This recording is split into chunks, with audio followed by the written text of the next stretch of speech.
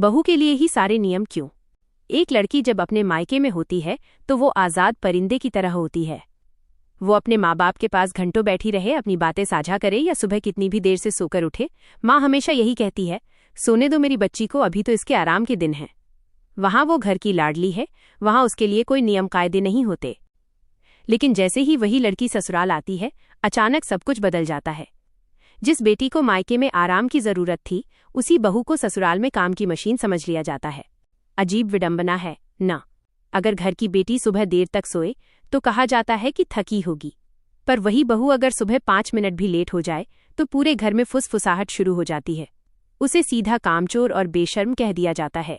कोई ये नहीं पूछता कि बहू रात को देर तक जागी थी क्या, या तुम्हारी तबीयत तो ठीक है। बस सबको अपना नाश्ता और अपनी चाय समय पर चाहिए। आखिर क्यों उसे घड़ी की सुइयों पर नाचने वाला खिलौना समझ लिया जाता है? हद तो तब हो जाती है जब बात मान मर्यादा पर आती है। अगर घर की बेटी सिर पर आंचल न रखे, बाल खुले छोड़कर घूमे, तो वो आज की मॉडर्न बच्ची है, उसे कोई नहीं टोकता। लेकिन वही बहू अगर सिर से आंचल जरा सा खिसका दे तो घर में बवाल मच जाता है। उसे ताने दिए जाते हैं कि बड़ों का लिहाज नहीं रहा। आखिर क्यों? क्या मर्यादा सिर्फ एक कपड़े के टुकड़े में सिमटी है? क्या बहू का सम्मान उसके संस्कारों से नहीं बल्कि उसके सिर के पल्लू से तय होगा? मायके में जो खिलखिलाहट सबको पसंद थी, ससुराल में वही हंसी बदतमीजी का टैग ले आती है। नियम सिर्फ बहू के खान पान पर क्यों? सबको खिलाकर अंत में ठंडी रोटी खाना क्या उसका नसीब है? अगर बहू से जरा सा चूक हो जाए तो सीधा मायके के संस्कारों को कोसा जाता है।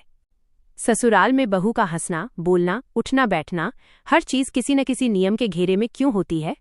अगर वो चुप रहे तो अहंकारी, और अगर अपने हक की बात कह दे तो मुंहफट का ठप्पा लगा दिया जाता है। आखिर उसे एक जीता जागता इंसान समझना कब शुरू करेंगे?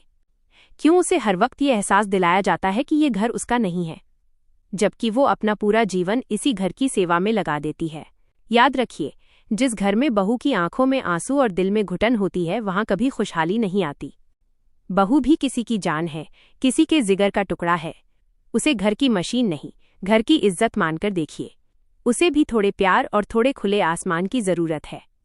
नियमों की बेड़ियां तोड़कर उसे सम्मान दीजिए, फिर देखिए वो आपके घर को कैसे जन्नत बनाती है।